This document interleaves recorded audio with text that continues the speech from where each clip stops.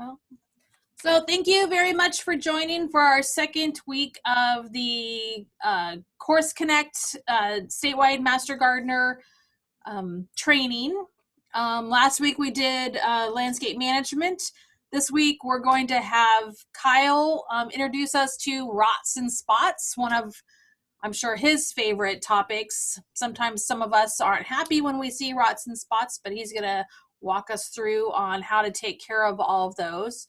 And also, as a reminder, we're kind of doing all these introductions, and then we'll get you more information out where we're inviting you back here to campus to do kind of a more in-depth hands-on training of these introduction topics in June.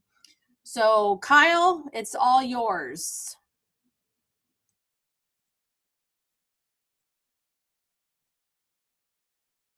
I can't hear you. I hope you can hear me.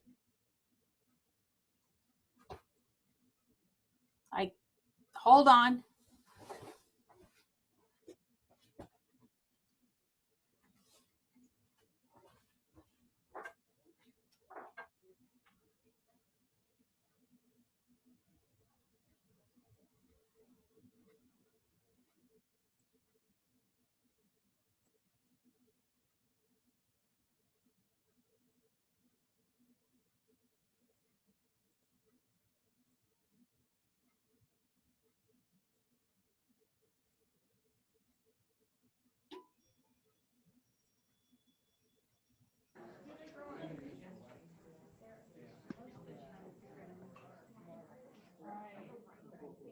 You should be able to hear.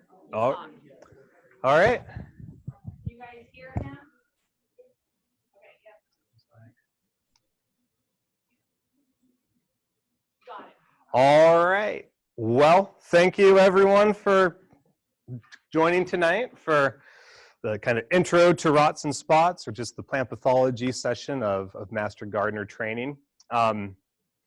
You know, I like to I've kind of started to ask big groups like this when I start for a joke.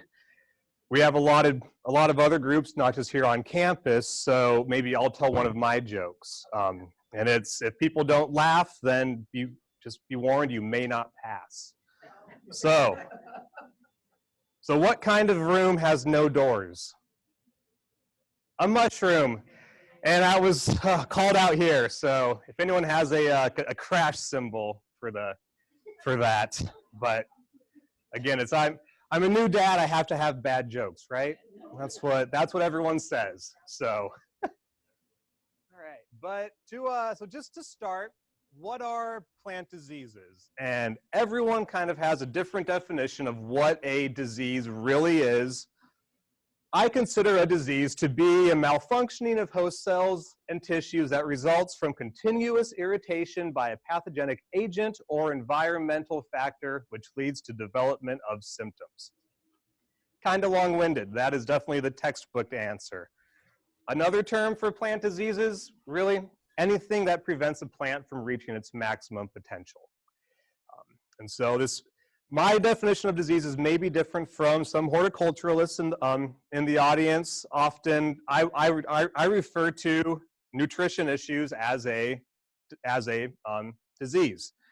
Not everybody thinks that way, but I do. So, and really, we cannot have any sort of plant pathology talk without first bringing up the disease triangle, or really the disease pathosystem. And this disease triangle has three very important components. And so we have the environment, the pathogen, and the plant. Without all three of those occurring at the same time, we won't have disease that occurs. And again, the fourth component of this, which I kind of mentioned, and really the most important component, could be timing of this entire triangle. If we don't have all three of these at the same time, we won't get disease. It's really important to think about, especially when we are starting to think about some management recommendations. So, as we're looking at disease development, if we have our three components and they're not overlapping at all, really, we will have really no disease. Now, if we have some overlap, we're looking at moderate disease pressure. When we have severe overlap like we have in this slide, this is when we're going to start to have a lot of issues that can occur. So really, it's the amount of overlap, but also how long during that plant's life cycle are we seeing that overlap occur. If we're just having the overlap of all three components for just a few hours early morning, if it's a heavy dew morning, so we have a lot of leaf wetness, then we may not get a whole lot of disease, assuming that those leaves end up drying, even though we still have our still have our virulent pathogen and our susceptible host. So the timing of the overlap is very, very important. And also when I talk about timing, I like to bring up where in the plant's life cycle are we seeing this disease occur. And so if we have pretty severe disease early on, that can be a pretty major problem. We can have long-term stunting effects that can occur for those plants, whether they are annuals or perennials, or if it's something that just comes in at the end of the season. You know, my tomatoes, when I start seeing some spots on my tomatoes in late September. Should I care about those? I mean, really, no. I'm typically by September, I am sick of canning stuff anyway, and I'm just kind of ready for my garden to go dormant for the year. So, really important to remember that. And as we're talking about just overall plant health, really plant health, similar to human health, there's a continuum. And really, the healthier the plant, the better its resistance will be. And so as we think about some of the things that plants like, you know, sunlight, moisture, proper nutrients, the more we're able to have that ideal environment for the plant to grow, the better the plant will be able to fight off a lot of these diseases and a lot of these pathogens. Now, the other component of this is the pathogen. And wouldn't you know, pathogen virulence really tends to work on the complete opposite of this. So the weaker the plant, the more virulent most pathogens will be against it. The stronger the plant, the healthier it is, the weaker a lot of these pathogens will be.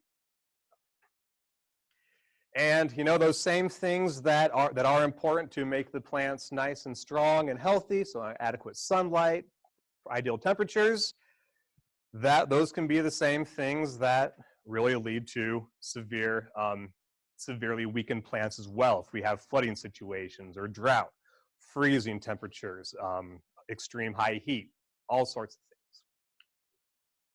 So come back to the disease triangle, or kind of the disease pathosystem as we have here, and we have our three components: the environment, the pest, and the host.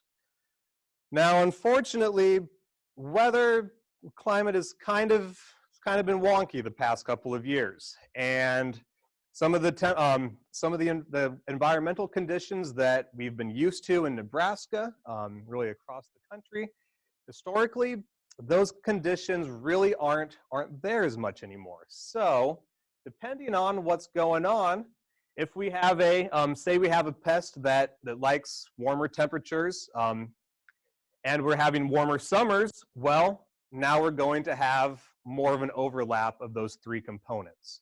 So very important to remember that. Now, conversely, we may have a pathogen that likes a little bit cooler temperatures, and we no longer have those temperatures in the summer, and now maybe some of those pests that used to be an issue won't be as much of a problem going forward. Unfortunately, we really don't know which diseases will be worse, which diseases won't be near as bad. It all kind of just depends, and we're really going to have to kind of wait and see just what the environment does. But really, we can look at, as we're looking at pathogens and pests and how they'll be affected by this changing climate, we can look at our primary pathogens and our secondary pathogens. And so the primary pathogens, those are the ones that can come in and really kill a plant on their own. And so we think about, late blight of tomato would be a good one of those. Whereas some of our secondary pathogens, those are some of the more opportunistic pathogens. And so I tend to think of those as some of our root rots, those that come in on a severely stressed plant. Something like some of our root rots, something like armillaria, may be much worse on a weakened tree because the tree has been stressed due to other conditions. But really, as we're looking at our primary pathogens, that life cycle and infection process tend to be dependent on temperature and moisture.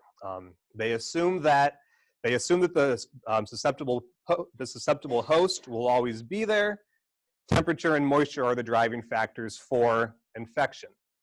And really, as those factors change, that will greatly influence how some of these diseases occur or cause infection. With our secondary pathogens, those are the ones that survive on or near a host until the host is stressed. And as we have these stresses that are occurring more often due to temperature fluctuations, moisture stresses, that high stress can weaken the plant, leading to some more disease. So two types of diseases really that I talk about at least. First one are the abiotic diseases.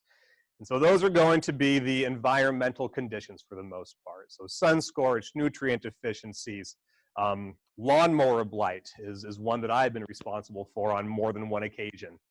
But really about 90% of plant problems that we encounter in a diagnostic clinic are the result of abiotic factors. Yes, I can find a fungus growing on it. That does not mean that the fungus is the responsible cause. Often the nutrition is really a big thing. I was talking to the guy who runs a botanical garden in Cheyenne, Wyoming, and he told me if you have nutrition figured out, plants will never get sick.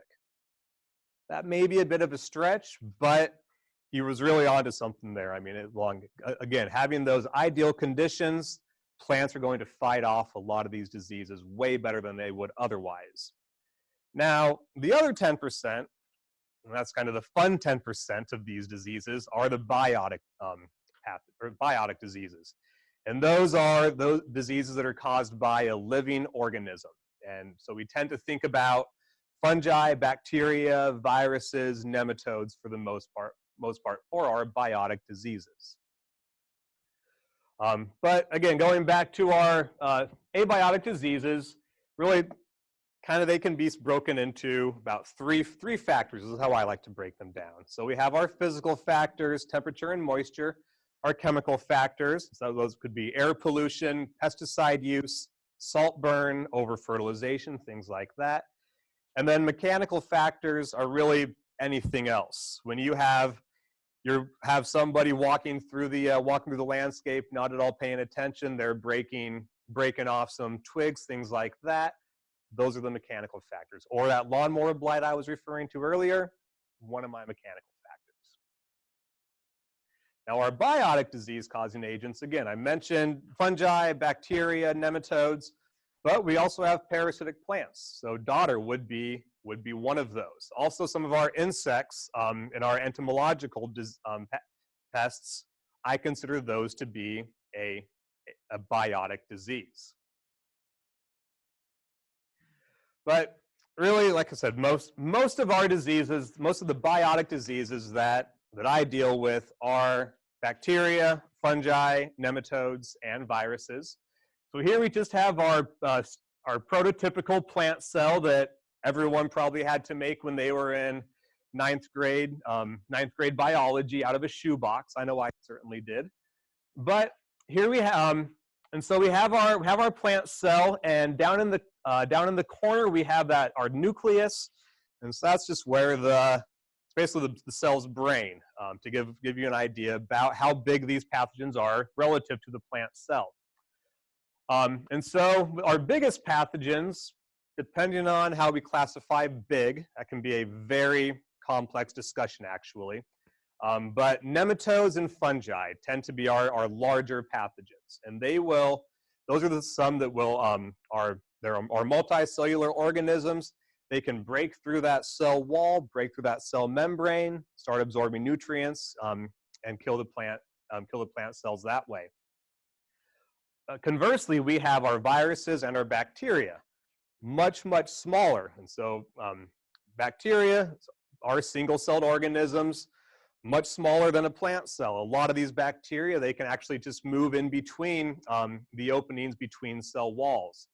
And then we have our viruses, which are smaller than unicellular, really. Whether or not viruses are even alive, again, can be another very complex decision. But as we look at virus particles in here, we can have tens of thousands of virus particles within a given plant cell. We can have thousands of bacterial cells in a given plant cell. And so with viruses and bacteria, the amount of that pathogen in each cell tends to influence how bad overall disease is. So a little bit of terminology. You guys are in class, basically, so you have to have terminology for classes, right? So pathogen versus disease. And these terms can be, some people use them interchangeably. Really try not to, though. And so a disease, again, is that malfunctioning of host cells that results in development of symptoms. Now, the pathogen is the thing that causes the disease. And so the example I like to use is the disease pine wilt is caused by the pathogen Burcephalanchus xylophilus. And there we have our pretty nematode right over there. A little bit more terminology. So symptoms and signs, very important. Whenever I get a sample into the diagnostic clinic, one of the first things I ask is, especially if I'm able to talk to the person who submits the sample, I'll ask them what symptoms are they seeing, what signs are they seeing. And so a sign is visual evidence of the pathogen. If it's a fungal pathogen, maybe you'll see a conch growing out out of the crack like we have in the picture, or we have that great picture of cedar apple rust, which I'm sure everybody knows. Those bright orange, those bright orange gelatinous globs that are on the cedar trees in spring, that is a sign. That is the actual fungus that we're looking at there. Now, conversely, we have our symptoms, and the symptoms are the changes in plant appearance due to infection. And so maybe we just have chlorosis or general yellowing that we're seeing, or maybe it's a wilting. For a lot of our abiotic diseases, we're actually looking at the symptoms. Here we have a picture of blossom end rot right over there, and that is a symptom of a calcium deficiency at flowering. But one of the things that is very, very critical and seems like it should be pretty intuitive, but it's not really. Pests, so a fungus cannot read. Bacteria can't read. Nematodes can't read. Aphids can't read. So just because you are seeing these symptoms or just because you're seeing these signs or symptoms on a plant, don't always jump to conclusions. Some things are very easy. If it's a cedar apple rust, we're seeing those bright orange galls. All right, we know that's cedar apple rust.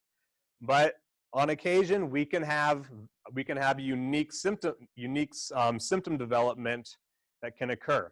We often talk about common symptomology of diseases, and that's all that it is. Those are common, not gospel.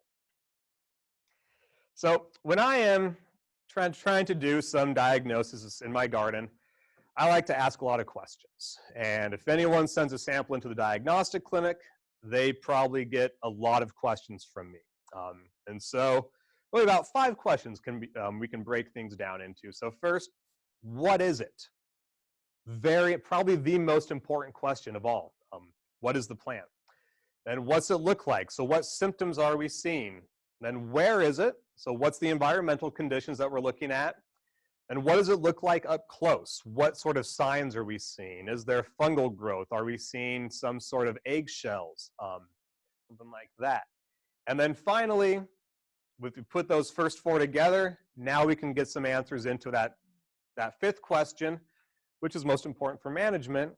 What is it?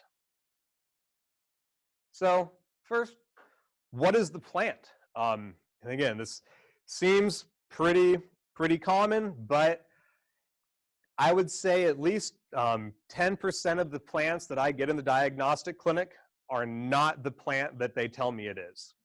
It may be a fir sample, and they tell me it's a pine tree. Different diseases on firs and pines. It may be a hibiscus, or they tell me it's a hibiscus. In fact, it's a rose. Again, that was actually the most egregious one that I had received. And you know, sometimes it's just a pretty plant that people have. Not everyone has the knowledge of knowing what all these plants are. It's just something pretty. Someone tells them that's what it is, and they're going to go with that. But once we know what that plant is, now we know the horticultural needs of that plant. So what are the environmental conditions that it likes? The other great thing about knowing what this plant is now we have an idea of where to start looking for the different pests and pathogens that occur on it. For a lot of our plants, there's been a wide amount of research done on different diseases, different pests that infect them. Again, knowing what that plant is really becomes really important. That can even go down to the cultivar of plants. Certain cultivars will be more resistant to certain diseases than others. And so again, as much information about that plant as we can get can become very, very critical. And then that kind of allows us to ask, what is normal? Again, this can be very difficult. And so here we have a columbine right here with this very uniform kind of variegation on it. And as we look into the leaves in the background, again, all the leaves in the background look to be the exact same. When we talk about disease, we talk about disease being somewhat random. Well, this is a columbine with tobacco rattle virus. And so this is a viral pathogen causing these fairly uniform symptoms. However, knowing that sort of columbine doesn't naturally have that sort of coloration allows you to distinguish this is a disease. And now here we have a croton. And now we have these random blotches that are on it, not very uniform. They tend to, it looks like some have kind of coalesced or grown together. But anyone who has crotons, they know that's just kind of their natural variegation. And so knowing what is natural, very important. Here we have a juniper and a pine. So we have a browning of the internal needles. On the juniper, that's a fungal pathogen, Cercospora blight of the juniper. Whereas with pines tend to drop their needles once they're 2, 3, 4 years old. So question number 2 then is, what does the disease look like? So what's the symptom distribution that we're looking at? And then how are these symptoms progressing over time? And then really we want to be able to recognize some of our classic symptoms as well. So when we talk about symptom distribution, and I harp about symptom distribution, I ask so many questions about this. So first question is, tell me about the entire landscape. What are we seeing on other plants in the nearby area? Tell me about the last couple of months in this landscape. Once we have that down, then it's the individual plant. Where on the plant are we seeing it? And then finally, where on these individual plant parts are we seeing diseases occur? Most pests and pathogens, they have a certain part of the plant that they prefer to attack. And so again, very important to get to that question number 5 of what is the disease. And so where in the landscape are we seeing this occur? Is it something that's kind of just occurring right along the edges? Or is it more blotchy, kind of like we have in that second picture on the top left, top right there?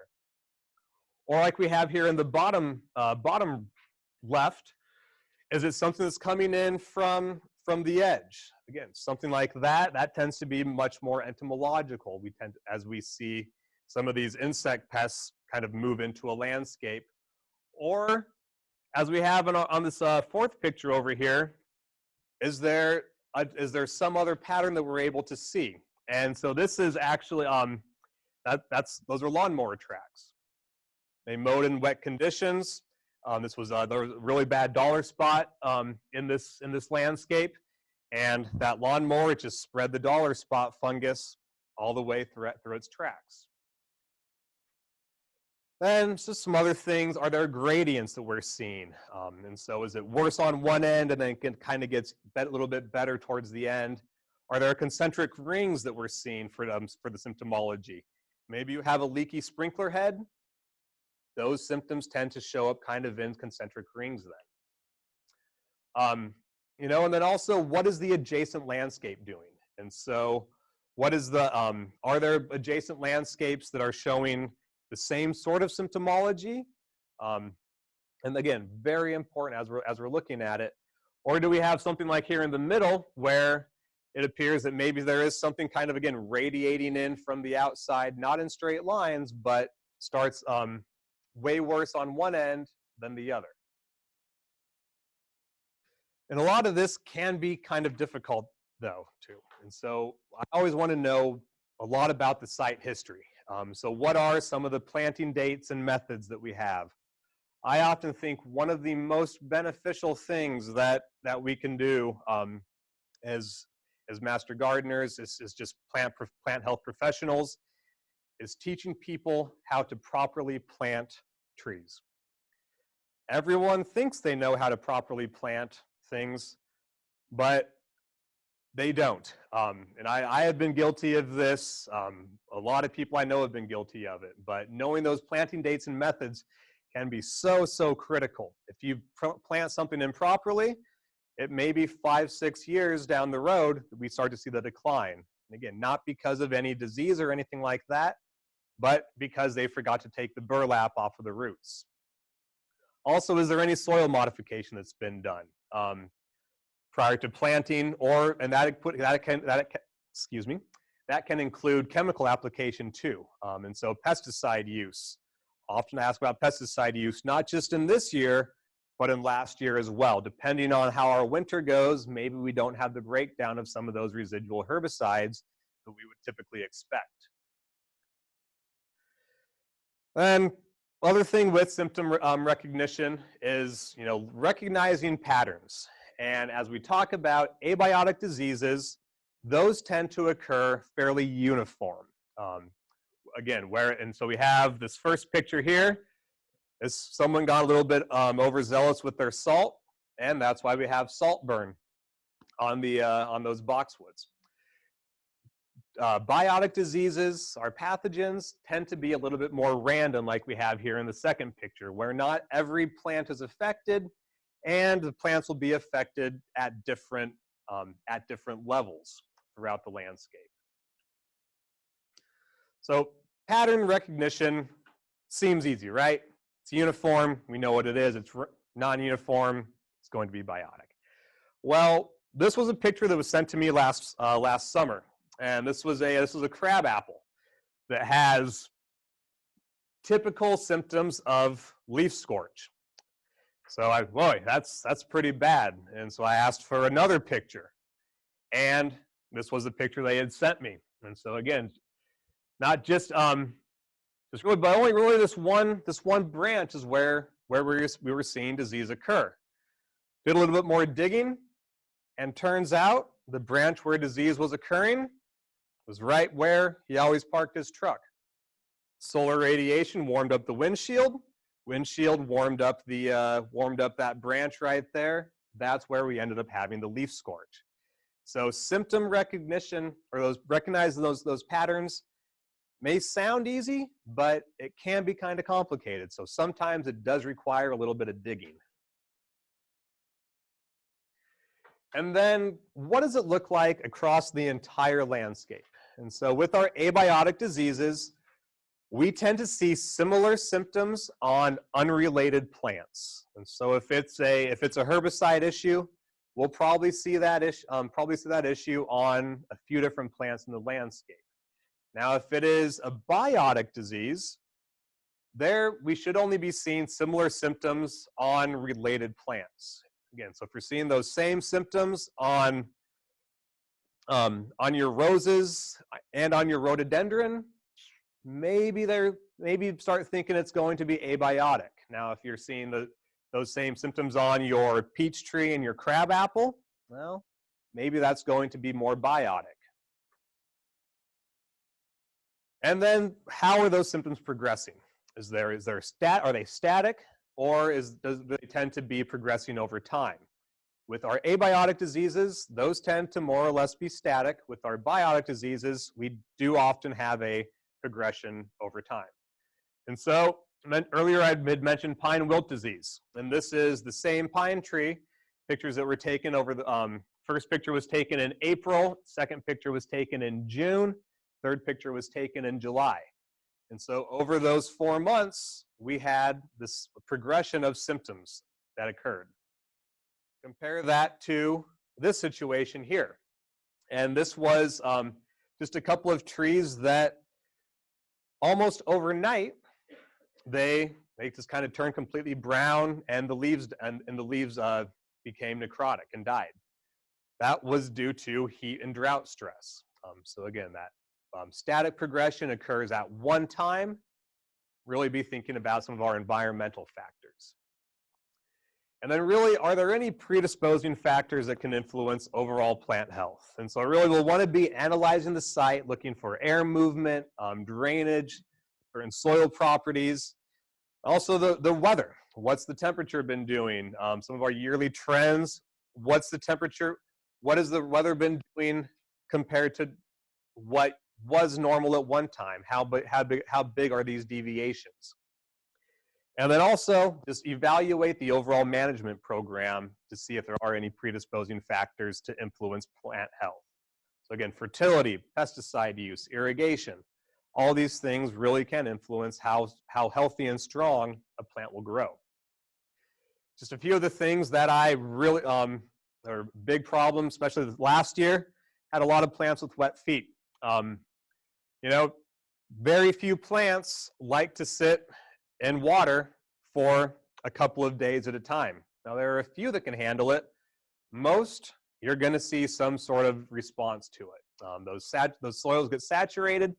There's no oxygen, and then also in those saturated soils, we can have increased pathogen activity as well. Again, I had mentioned most of our plant health issues are abiotic, but once we have a stressed plant, now these pathogens can come in and more easily infect. Another big one are some of our mulch volcanoes. It's hopefully no one in here has any trees that look like that, but I was watching my neighbor plant something last fall, and they put their mulch about 3 feet up the tree. So, well, okay, let him do him.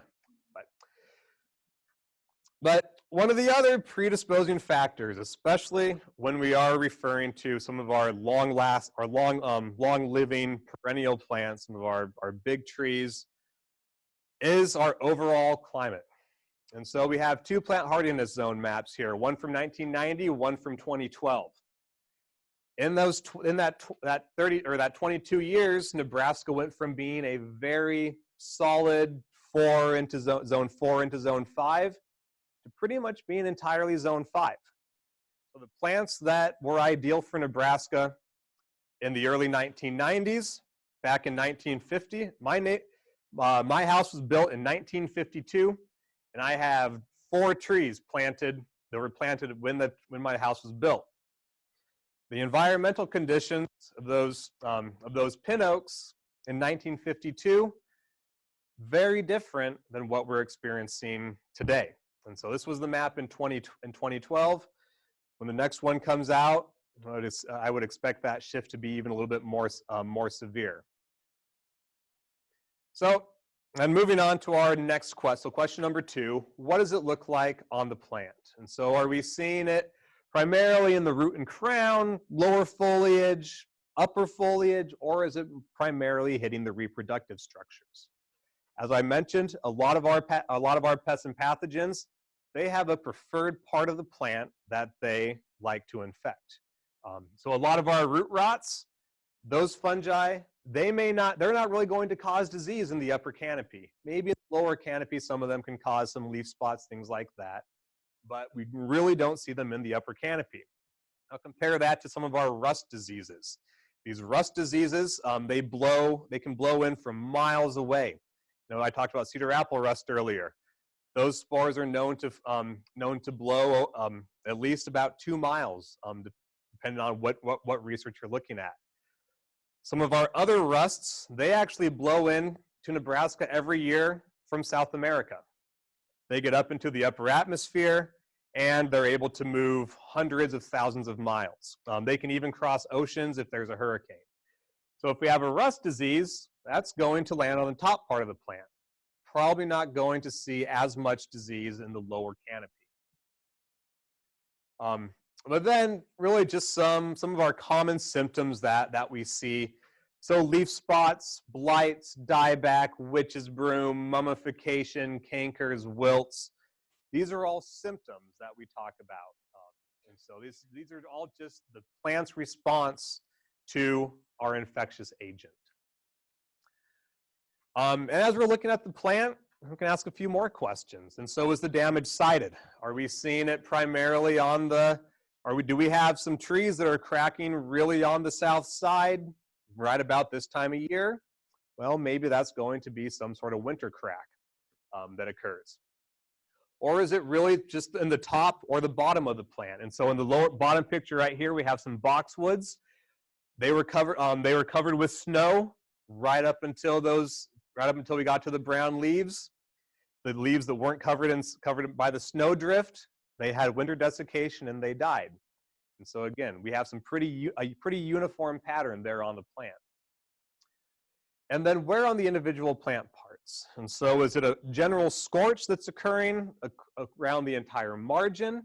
Do we have very uniform lesions or spots that we're seeing where every spot looks to be about the same size and about equidistant apart? If that's something that you're seeing, maybe you want to start thinking about some sort of some sort of chemical application. Or do we have lesions that are or lesions or spots of varying sizes, kind of across different parts of kind of across the leaf? That's much more common for our biotic pathogens. And so some of our typical signs that we see. Easiest one is a mushroom. And so mushrooms growing at the base of a tree are often a sign of a fungal infection there. But there may be some sclerotia that we're seeing, or maybe there are just some black specks or kind of pimples that you're seeing on there. Those would be pycnidia. Those are the actual fungal structures. Also, not just leaving this to the pathogens, but for the entomological side as well. Do we have eggs that we're seeing, or is there a cast skin, something like that? Maybe you're seeing frass or the poop of the insect. Maybe you're seeing the actual insect. Again, once we know that sign, now we know what the disease is. And so disease diagnosis purely based on symptoms, I would highly advise against it. And so when a sample comes into the diagnostic clinic, I need to be able to see one of these signs before I'm able to say, this is the disease that caused, this is the disease-causing agent. But then just kind of switching gears into our different pathogen groups. So here, first, bacteria. Maybe a refresher for a lot of you guys, but bacteria are single-celled openings. Most bacteria require some sort of wound in order to cause infection. Bacteria in general aren't able to break through that plant cell wall on their own. And so now here we'll be thinking of making sure that our pruners our clippers get cleaned between cuts. Very important when we're thinking about bacterial infection. Bacteria tend to prefer humid conditions, and they can attack all plants, but we tend to see more bacterial issues on some of our herbaceous plants. Not near as many bacterial issues on our woody plants. And with the bacterial disease, some of the common symptoms and signs that we would see. So leaf spots, and again, a lot of things cause leaf spots. Just a random spot, what is it? Well, if you're seeing a leaf spot that has kind of a yellow or chlorotic halo that's angular, often that's going to be a bacterial pathogen. Again, bacteria are kind of weak. As we think about a plant, as we think about a leaf, those veins are going to be a lot tougher than the rest of the leaf. And so a lot of our bacterial diseases, the lesions do tend to be vein limited, at least at first. We can also get cankers and galls that can occur, and then just a sudden wilting is another one. The other great thing about bacteria, great thing, I guess, if you're me, is they have a pretty foul odor. And so every sample that comes into the diagnostic clinic, I will sniff. And so there was a sample that was brought to me here in class. It's in a Ziploc bag. Pretty much everything that comes to me is in a Ziploc bag. First thing I'll do is open it and just shove my nose in there and sniff. I want to be smelling for certain things. For bacterial diseases, we tend to kind of get a sickly sweet odor that can occur. Some of our fungal pathogens have a little bit of a different odor that can occur. But again, if there is that sickly sweet sour odor, if anyone has ever forgotten about potatoes in the back of their pantry for a couple of weeks, months, or longer, that's the smell that I'm talking about for a lot of our bacterial diseases. And again, just a few pictures of some of the bacterial soft rots, often occurring more near the base. And pictures don't quite do it justice, but they're called soft rots because if you touch them, your finger will continue to go directly through it. Very soft. Now with fungi, a little bit more terminology. So with fungi, we'll talk about hypha. And so the hypha are the small thread-like filaments. And so up on the top picture there, we have a black runner hypha that is very typical of summer patch of turf. And then we have mycelia. And so the mycelium is going to be that mass of hypha. And then in that middle picture there, we have another picture of dollar spot on turf. And there we can actually see that fungi growing across the leaf blades. And then the spores really just tend to be the reproductive structures that we deal with. Most fungi require free moisture in order to cause infection. Earlier I had brought up leaf wetness period. The longer leaves stay wet, the more likely it will be that a fungal pathogen will be able to cause infection. Again, a lot of these fungi require free water on those leaves in order to cause disease. They can occur, or they can survive in the soil and plant debris, or just lie dormant on the plant. But great thing about fungi, and kind of why I like them, or why I think they're easier to diagnose than some of our bacterial or viral diseases, is they frequently do produce signs. And so I'm able to look at those spore types and see this is a spore for dollar spot. And as we're thinking about some of our just typical symptoms and signs for a fungal pathogen, again, we have leaf spots. But unlike our bacterial pathogens, these leaf spots caused by a fungal pathogen tend to be more round. Again, the fungi, they're able to break through cell walls a lot easier, and so they're not restricted by the veins near as much. We also may have some concentric rings that are occurring as we have here in the picture. And again, those concentric rings are occurring because as the very middle has died first, and then the fungus has grown out a little bit, kills the next part, grows out a little bit more, and kills the next part there. We can also have some rapid general browning. That tends to be called blight. Damping off is another one that we'll see a lot. Scab and dry rot are often results of a fungal pathogen. And then there can just be some general leaf curls that can occur too. And then some of our ones that are fairly easy to identify, a lot of our mildews, rusts, and smuts. And so those mildews, rust, and smuts, there we're actually seeing that fungal growth that's occurring pretty heavily there on the leaf surface. Often you can even just rub them off with your fingers. And moving on to our nematodes. So nematodes are microscopic worm-like animals. So not every university has a nematology department in the Department of Plant Pathology. About half of the universities out there, actually it's the entomologists are the ones that deal with nematodes. They're just kind of in that weird middle ground. In Nebraska, we get them, which is great because nematodes are fascinating. They really are. But they feed on, we tend to think about nematodes primarily as feeding on roots and causing injury to the underground. But nematodes can also feed on above ground parts of plants too. And so there are certain nematodes that are foliar feeders or maybe they're stem feeders as well. And as we're looking at nematode infections, or some of the typical signs or typical symptoms that we'll see with the nematode, often they're going to be kind of nondescript. So maybe it's just a general stunting that we're seeing, or a general wilting, chlorosis. Often these nematode symptoms mimic a nutrition deficiency, which is not a lie. You know, we have this severely galled root up top there. That root is not going to be able to absorb nutrients near as well as a healthy root. And now that above ground, we're going to see just severe nutrition deficiencies that occur. There on the bottom, that's one of our foliar nematodes.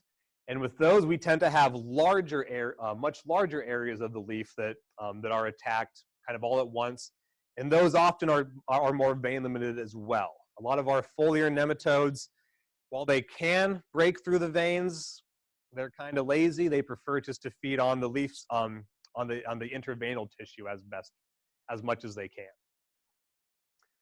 And then viruses, our smallest group, virus is actually Latin for poison. And these are too small to be seen with a microscope. And so a lot of the ways that we diagnose viral diseases in the diagnostic clinic, we do diagnose a fair amount of things based on symptomology, but otherwise we do have some serological tests that can be done. But viruses, kind of like bacteria, they often need something else in order to enter into a plant. And so they're going to be transmitted by some of our insects. Aphids are known to transmit loads and loads of viruses, but there's also mites that do it. In fact, there are even some fungi that can transmit viruses as well. And then if we do have one of these viruses that is vectored by an insect, a healthy insect comes along, feeds on an infected plant, moves on to the next one, and is now able to spread that virus. That's why when we talk about control of viral diseases, sanitation is very critical. Finding those diseased plants early on, getting rid of them can greatly decrease your overall viral symptoms. And viruses are often really pretty. We can have these gorgeous leaf spot or ring spots that can occur. Or maybe you have some tulips, and the tulips have just some really crazy coloration in the flowers. It's actually that is a virus that causes that. So we can get some of these nice mosaic and ring spot patterns. There may be some mottling, and so where the leaves just kind of look a little bit crinkled maybe. Some streaks that can occur in monocots, and so grasses. We tend to see streaks that are occurring between the veins for a lot of our viruses. Other thing with viruses is they can also lay kind of dormant in the host, or they may be symptomless on hosts. Again, detection of viral diseases can be very difficult for a few of these reasons. And if you do think that you have a viral disease, I always ask, is there insect pressure nearby? If there's insect pressure, there's likely a vector that can move that virus. Again, these viruses, most of these viruses don't move from plant to plant on their own. And then another one are phytoplasmas. Aster yellows is our most famous phytoplasma. Phytoplasmas are bacteria that think they're viruses for the most part. And so they're bacteria without a cell wall. And a lot of our symptoms for phytoplasmas tend to be fairly similar to what we see with viral infections as well. Other big thing that we may see is just a witch's broom. And so here the bottom right picture there, that's a phytoplasma on a pine. And that witch's broom is just a proliferation of plant parts that are occurring right there. And then we have, as we're looking at common symptomology for our physical injury, is it the tip or the edge that's being scorched? You know, physical injury tends to occur top down and outside in for the most part. Again, we have some winter injury that's occurred here. Most of the injury has occurred, it starts at the top and then has moved on from the outside in. Chemical injury, we tend to get necrosis of those exposed plant parts that have been directly impacted by the chemical. But if there's a drift, if there's drift or some sort of pesticide carryover that we're dealing with, maybe now we're just seeing some abnormal or slowed growth. Or fertilizer injury is another one. Again, look for patterns. And this was just a misapplication. One of the booms was clogged for the fertilizer. Mechanical injury tends to be a little bit easier to diagnose. Maybe there is that nice lightning strike that's occurred. I guess not a nice lightning strike. Is lightning ever nice? I don't know. But there can also just be breaks, and so again, that 5-year-old walking through the garden just likes to grab whatever is at reach and is snapping those branches. That's going to be a lot of our mechanical injury. Or some girdled roots. Talked about improper planting earlier. Root girdling, very common on things that are planted incorrectly. But once we've answered these 4 questions, now we can really get into the exciting one, what that is, what is it? And so as we're trying to think about what is this disease, we want to consider the symptoms, but not use them as the only thing that we're thinking about. And we also want to think about the predisposing factors. If we can identify any signs, we want to see those. And then just put it all together. And now now we can be very confident in our diagnosis.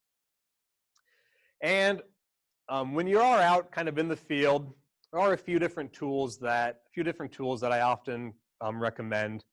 One of my favorites is just a hand lens. And so, you know, I have glasses. I do not see very well.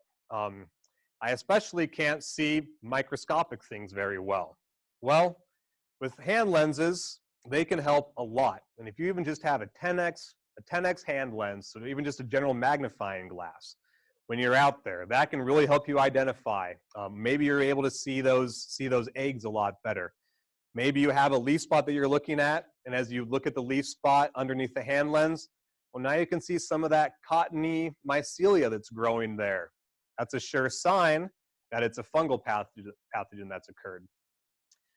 Also, really never go out into the field without a knife. I do a lot of cutting of plants. And so if we have a root rot or a crown rot, an issue with the stem, I really like to split those stems to look and see, is there discoloration inside of the stem that we're looking at, or does the stem tissue look fairly clean? Other great thing with pocket knives is you can remove bark with pocket knives. A lot of our fungal pathogens that affect trees, they may not break through the bark right off the bat. And so you may have to remove some of that bark before you're able to actually see that pathogen. And then a notebook. You won't remember everything. If you're at all like me, you'll stare at one plant and think you'll see everything, and then something shiny comes along and you've completely forgotten what you were just last looking at, and now you're just staring at the new shiny thing. Very important. And cameras help a lot too. Again, you're not going to remember everything. The other great thing about cameras is if you are going to send a sample in for diagnosis at a laboratory, by the time the sample gets to the lab, chances are it's going to look slightly different. Unless you're able to bring the sample in that same day that you collect it, maybe it's sat in a refrigerator for a couple of days, or maybe it's sat in a mail truck over the weekend in hot conditions, and a lot of other things have started to grow as well. And so having that camera to document what symptoms you're seeing can be very, it is very important. And then really plastic bags. Always put samples into a plastic bag or a Ziploc bag to store it. One of the worst things that happens is when I get samples sent to me in a paper bag. Well, by the time I get those leaves, they're nice and crunchy. That whatever fungus, whatever bacteria may be on those leaves, it likes living tissue. There's not a whole lot of living tissue on brown, crunchy leaves. So plastic bags really help maintain those samples a lot. And if you are just at home and want to do some things and try to figure out, is the pathogen fungal or bacterial? And being able to answer that can really guide a lot of management techniques. If it's fungal, all right, we have some fungicides that we may be able to use. If it's a bacterial pathogen, well, fungicides don't work on bacteria. I'm going to say that again. Fungicides do not work on bacteria. Okay. I get a lot of people that will spray fungicides on bacterial diseases and then call me saying that they now have a fungicide-resistant disease. And I say, no, you don't. You're incorrect. Often with a little bit more tact than that. One of the great ways that we can separate these at home is through the use of humidity chambers. And people often think that the science that we do in a diagnostic clinic is, it's really science-y, for lack of a better term. And you need expensive equipment and humidifiers and things like that. Most of my humidity chambers are a Ziploc bag, damp paper towel, and just and clean water. Or if the sample is too large for a Ziploc bag, then even just an airtight plastic container works very well. And you put in the humidity chamber for a couple of days, maybe even overnight, and with any luck, you'll start to see some things growing on it. Again, so if you start to see some nice cottony growth like we have on the picture here on the left, that's going to be indication of a fungal pathogen. Now, if we're not seeing that growth, maybe we're just seeing some off-colored liquid that tends to be almost looks like it's coming out of those lesions or exuding from the lesions. That's going to be an indication that it's a bacterial pathogen that we're dealing with.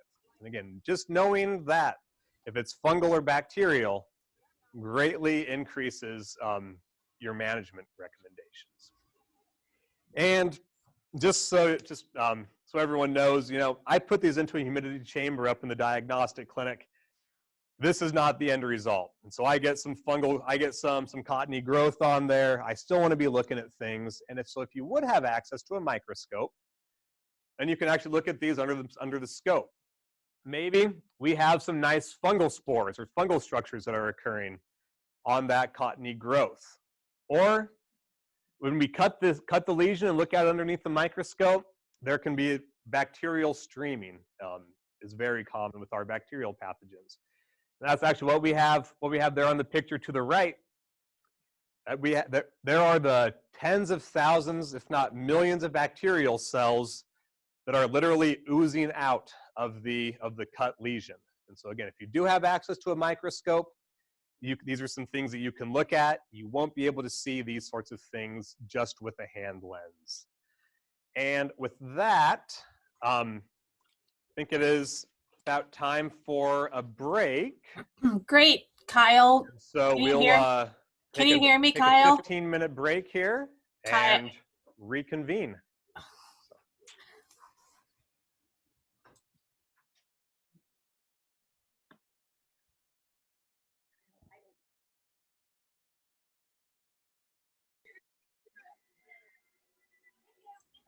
All right, let's get started again. So if everyone can get their seats. Kyle, can you hear me okay now? Yes, I can. Can you Okay. hear me? Yep, I can hear you. Great, thank you. So I do have a question that was in the chat box before we finished. It was from the Panhandle from Scottsbluff, and they wanted to know if you could kind of describe or explain what dampening off was and what caused it. Yeah, so damping off is just a general term for early death of seedlings. And so plant just germinates, and then within a couple of days, it just dies. We call that damping off. Often damping off is caused by some of our fungal pathogens, especially some of our oomycete fungi like Phytophthora or Pythium, but really damping off can be caused by a whole host of pathogens. I hope that answered it. Sounded good to me. I'm going to ask, can you see the Slido question? No. No. And Scottsbluff said thanks.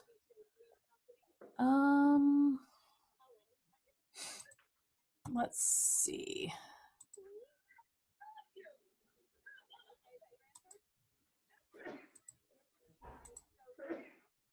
And you still can't see it now, can you?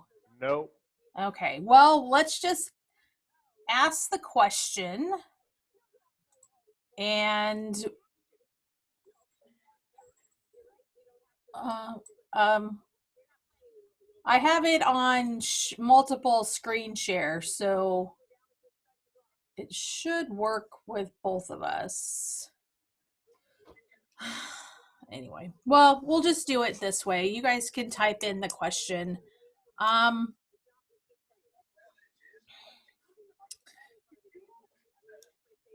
So the Slido, well, if you want to log in, Slido is the H326.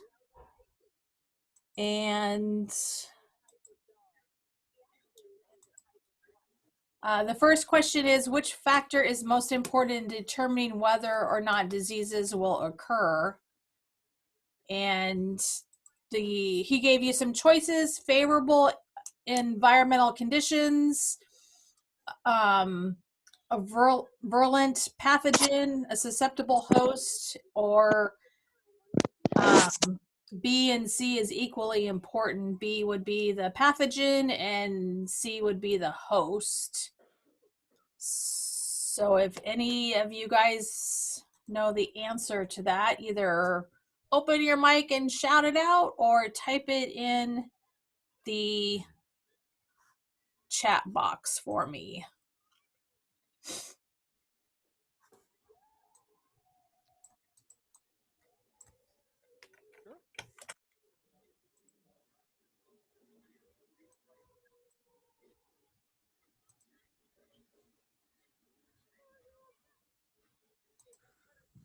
All of the above. Excellent. Yep, all of the above.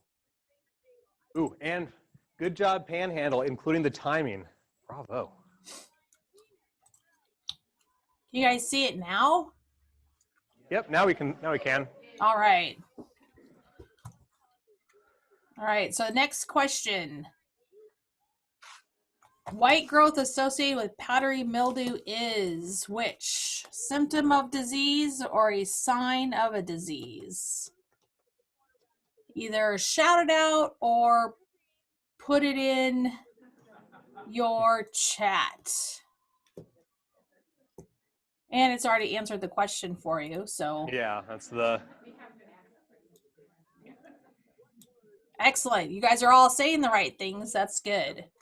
But yeah, that white growth is that's the actual fungus that causes powdery mildew that we're seeing. Since it is that actual fungus, that is a sign.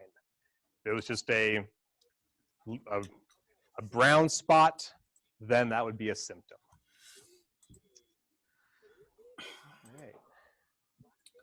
So Kyle, if you want to share your screen again. Yeah, all right. I had it for share multiple screens and I didn't like that. Okay, here we go. All right. All right. And then kind of moving on, we can have our, let's see.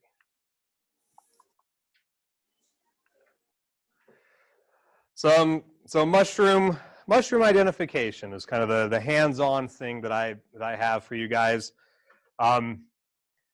Difficult to come up with hands-on things to do across the state, especially when it involves plant pathology in February.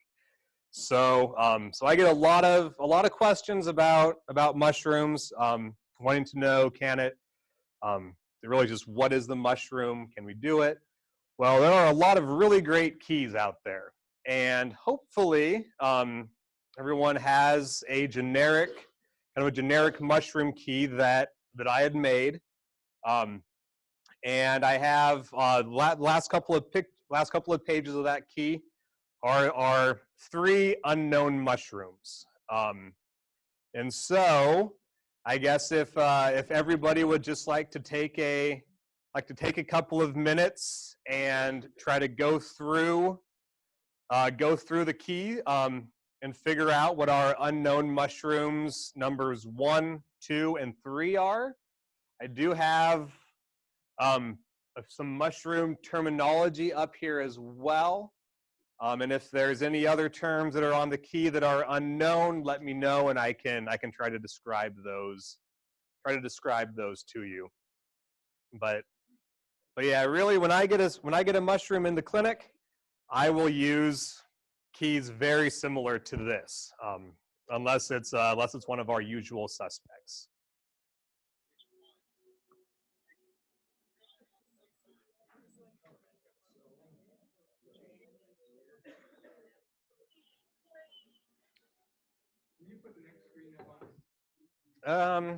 Well, yeah. It's so small. Yep. Well, I had thought that Terry was handing out the mushroom key as well.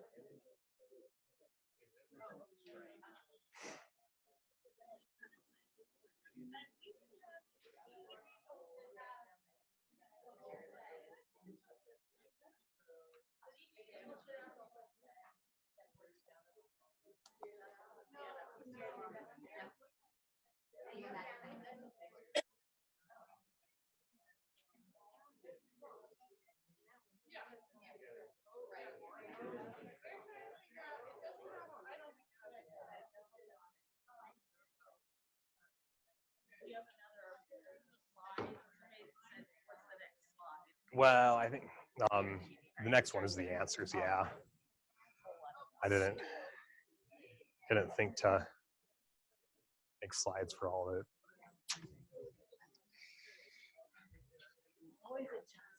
Yeah.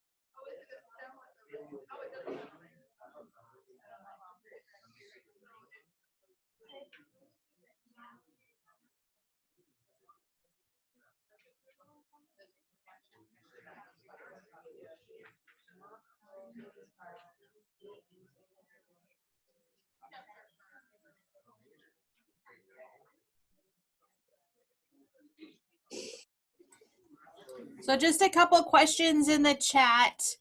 Somebody's asking if morels are classified as a true mushroom. Yes, they are. Then they wanted to see the slide before this. Here we go.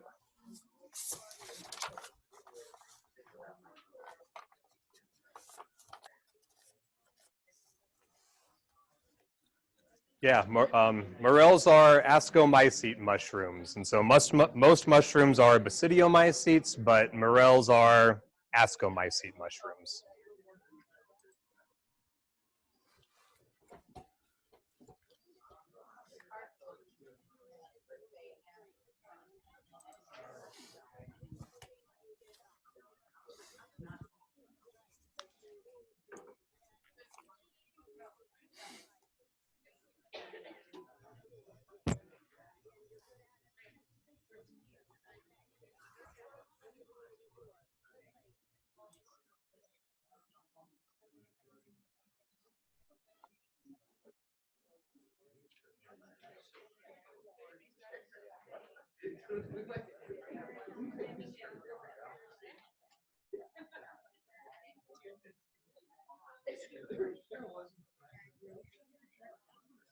We'll maybe do another minute or two, and then we can go and see what sort of answers people have gotten, or see how well I made my key. Maybe I messed up on my key. That's been known to happen too.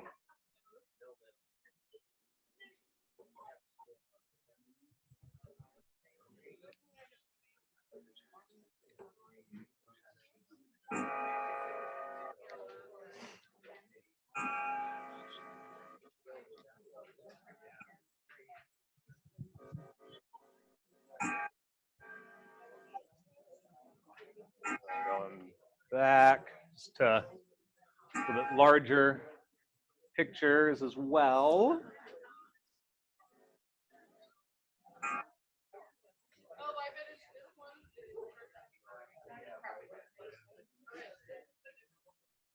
All right.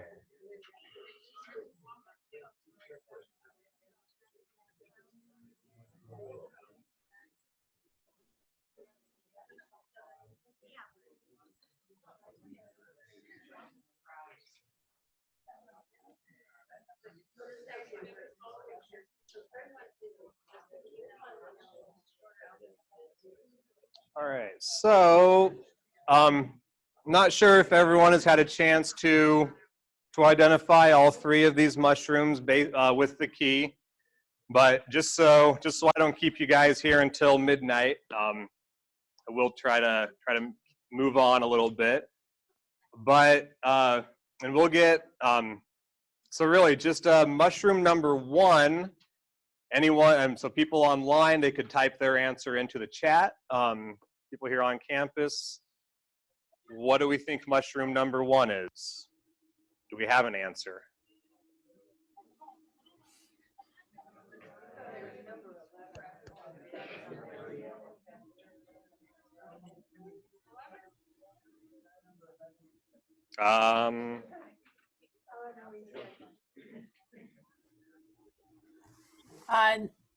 Gage County says it's the, I'm going to totally not say this correctly, Armillaria?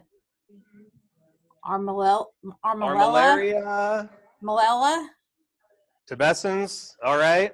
That's and then good. The other one is Tibescens. All right, what about mushroom number two? Thoughts on what mushroom number two is? This one is maybe a little bit tricky.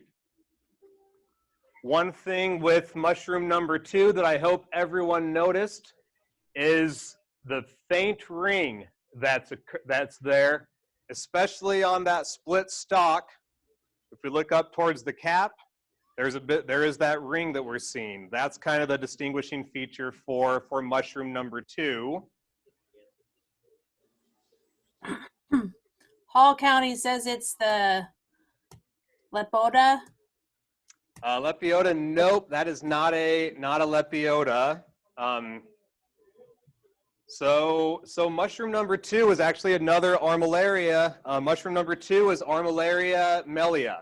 And so that's the honey mushroom. And when we think about Armillaria root rot, tends to be caused by Armillaria melea. And so that's really important if you are seeing some of these mushrooms coming up underneath one of your trees. Armillaria tubescens tends to be more of a saprophyte, so it will just hang out. We'll get a little bit of nutrition from the plant, but tends not to be a major pathogen. It can be pathogenic in some situations, but Armillaria melea then is much more concerning if we would see that. That's what tends to be our common Armillaria root rot. So again, that was pretty tough. Good job trying, and I know that the ring that we had kind of right here is really the distinguishing feature on that one. But on number 1, those 2 complete mushrooms at the top, very base, isn't that the cup though? Because the 2 features at the bottom of the stems on the floor. 2 complete mushrooms in picture number 1. Can you repeat his answer? Yeah, please? so I was asked about a cup on mushroom number 1. That is not a cup. That's and so that's great. So on mushroom number 1, the two full mushrooms at the top, there does look like there is something at the base of it. That was just a feature of when they were taken out of the soil. And so the question was whether or not that was an actual cup. Armillaria does not have cups at the base, but that kind of goes to show how difficult identifying a mushroom purely based on a picture can be. There can be some other features that are maybe obscured, or maybe it's just a remnant of whatever it was growing on that we're looking at there. So, and then mushroom number 3, this is one, I probably get more of this mushroom number 3, than anything else, than any other mushroom that comes into the diagnostic clinic. Does anyone have an answer for what mushroom number 3 might be?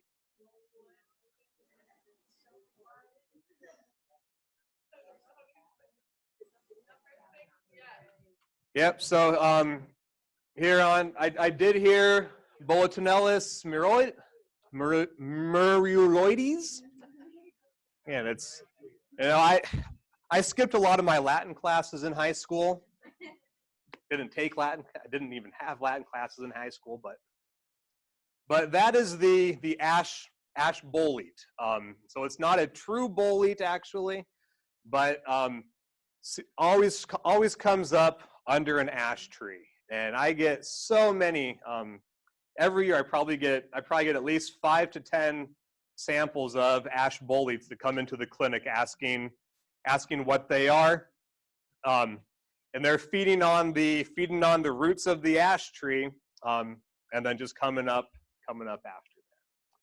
When there's a fairy ring, are they always kind of the same mushroom, or maybe all different kinds? So I was just asked about fairy rings, and if it is a fairy ring, are they always the same mushroom? So if it is a true fairy ring, yes, they should all be the same mushroom. They may be at different developmental stages, but they should all look pretty similar if it is a true fairy ring. That's a good question. All right, and so yeah, I mean mushrooms are a lot of fun. They're fun to hunt for. They're fun to key out and identify. But if you are ever going to ask for mushroom identification based on a picture alone, know that a diagnosis can come with a grain of salt. You really need to know, size is very important. How big are these? How big are the caps? Are they the size of a quarter? Are they 4 to 5 inches across? We just have a picture with nothing in there to give us an idea on size, then that can be very difficult. All right, but yes, moving on to some of the actual rots and spots that we all deal with on a annual basis. First, I'm going to talk about some of our crown, root, and stem rots. And I really wanted to spend some time on these this year, primarily because of last year. There was a lot of moisture last year. A lot of flooding conditions, a lot of plants that had wet feet, as we talked about earlier. Those saturated soils led to a lot of different root, crown, and stem rots. And so they tend to be caused by they can be caused by fungal pathogens, bacterial pathogens, or oomycetes. And a lot of times, if we have one of these root and crown rots that occurs at the seedling stage, that's going to be damping off. But some of our most common oomycetes, those are our water molds, tend to be Pythium and Phytophthora. With fungi, there are a whole lot of different fungi that can cause some different root rots. And there are even some bacterial pathogens that can cause root rots too. Erwinia and Pseudomonas tend to be the most common bacterial pathogens that we see. But when we are looking at root rots in general, I always think about, we're not able to see the roots normally, unless we've already pulled that plant out. We're just seeing what's above the ground. So as we're thinking about what do the plants look like up top, at least on herbaceous hosts, just some common symptoms of some of these root rots will be slow growth. Maybe the older leaves are going to be necrotic or dead. They may have some leaf margins that tend to be necrotic, or maybe the leaf margins appear to be scorched. And there also may be just some wilted or kind of a flaccid appearance. Another thing that we tend to see fairly often with some of our herbaceous hosts can be some water soaking. And that's kind of, I was trying to show that here in this picture, the picture of the lily here. And just that kind of that discoloration towards the base, that is water soaking that I'm referring to there. Now, if we're dealing with the woody host, symptoms can be fairly different. Again, these are all symptoms. We're not actually seeing that. We're seeing the response of the plant to infection. We're not seeing the actual pathogen. So these are symptoms. But with our woody hosts, we tend to just see a general decline. This decline can be fairly gradual, or it might be pretty quick. Also, they'll just have some stunted and poor growth. And that can kind of be difficult, especially if we're dealing with a long-living perennial. Is it growing more slowly this year than it was last year? And so one thing that I like to look for are those terminal bud scars. And are the terminal bud scars from recent years closer together than from previous years? And if we do notice that those bud scars are getting much closer together, that's an indication that we do have something that is preventing growth, preventing good growth. And we may just have some kind of small pale leaves that can occur. Branch dieback is another one. Canopy thinning, very common, especially on some of our trees. They have a root rot or a root and trunk rot. Well, we're not seeing anything on the trunk, but the upper canopy is really just not looking near as full as it has in the past couple years. That's a good indication that maybe we're dealing with the root rot. Or maybe you're lucky enough to actually see that fungal, that mushroom growing out of it. And so we're able to see that fungal growth on occasion. And now below the soil line, that's where we can actually really get some good indications of, are we dealing with the root rot, or some sort of environmental factor. And so we want to look beneath the soil line, and maybe we're seeing some kind of blackened, discolored roots. Or the roots are just a lot more stunted. Or maybe we're not seeing near as many of those nice kind of white creamy roots when we do wash it off. Are the roots limp or brittle compared to a healthy plant? If they are limp and brittle, that's a good indication that we are dealing with one of our root rots. Another thing that I will do a lot of times is I'll kind of pinch one of the roots that appears to be rotten with my fingers, and I'll so lightly pinch it and see if I can pull off that outer layer of the root. A lot of our fungal pathogens, they're attacking the area between the outer epidermal layer and the inner vascular tissue of the root, and so that outer layer of the root can actually strip off pretty easily sometimes.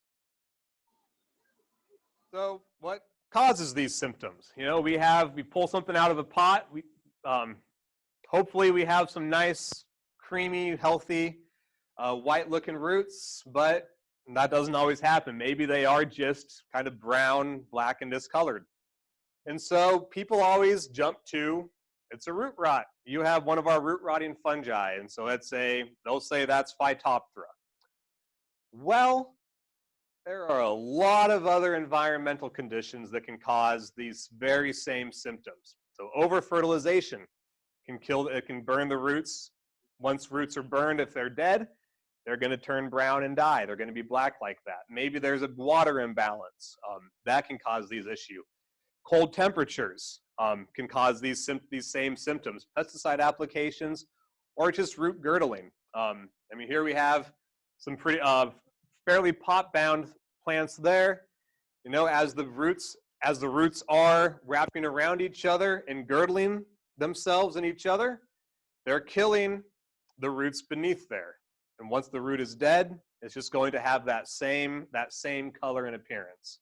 So really, when we are thinking about our root rots, crown rots, stem rots, knowing some of that site history and looking at other predisposing factors is very, very important before you're able to make your diagnosis. As far as management goes with these guys, you know, best thing that you can do is plant resistant varieties. Planting a resistant variety will always be, or should always be, the first thing that you do if you're dealing with the same sort of issue year after year. Those resistant varieties are often there is often not an additional charge for that resistance, and so they'll cost the same as a susceptible plant, but they'll just be able to fight off whatever pathogen it is a lot better.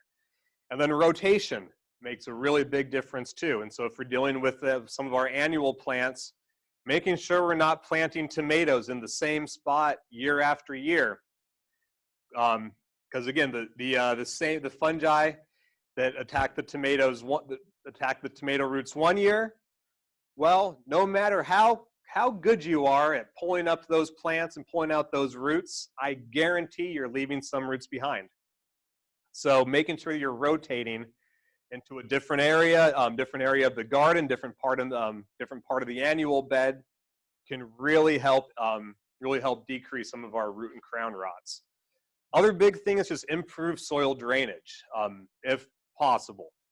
That can be, oftentimes improving soil drainage is easier said than done, but if you are able to do anything to amend the soil so water does drain a lot better, that will greatly decrease the amount of root rots that we have. Also, you want to remove infected plants as soon as you're starting to notice some of these things. Sanitation is always critical. As we remove the plants, if we leave some of these infected plants in the same area, well, those fungal spores, those bacterial cells, they're now going to spread to other healthy plants in the area. So getting rid of them as soon as we can is really important. Chemical treatments can be effective, but it's difficult. Oftentimes our chemical treatments for some root and crown rots will involve a soil drench. And soil drenches can be fairly costly, and often you're going to need repeat applications. And so I always suggest, if you are looking for a chemical control of some sort of root rot or crown rot, really make sure that you're doing some of these other cultural things as well. So resistant varieties, crop rotation. Now, if you are planting something fresh, maybe you could dip that plug into a fungicide solution, and that can help decrease the overall root and crown rot. And then transplanting can be risky. There had a sample a couple years ago that I was dealing with, and it was somebody's grandmother's rhubarb plant. And it was the rhubarb plant that their grandma had left them, and she had passed a few years ago, and they just really wanted that rhubarb plant to survive. It had Erwinia root rot on it, and they wanted to know, can I transplant it? Well, if you can remove all of the soil, you may be able to transplant that to a healthy area. But very difficult to make sure that you have gotten rid of all of the soil, or if you are going to transplant, then you'll want to do some pruning of the roots and make sure that we are cutting off some of those disease roots. And so we are transplanting as much healthy tissue into a new uninfected area of the landscape. But again, there's a good chance that when you do transplant anything with a root or crown rot, you're now spreading that pathogen to the new area where you've transplanted it. So normally with these, kind of the prune at ground level, roguing them out, often the main thing that we have to recommend for these guys. Another one that I saw a lot of last year was anthracnose on deciduous trees. And so here we have a sycamore and some oaks and maples, walnuts, ash, but most of our trees out there can get anthracnose in one way or another. Nice thing is though, there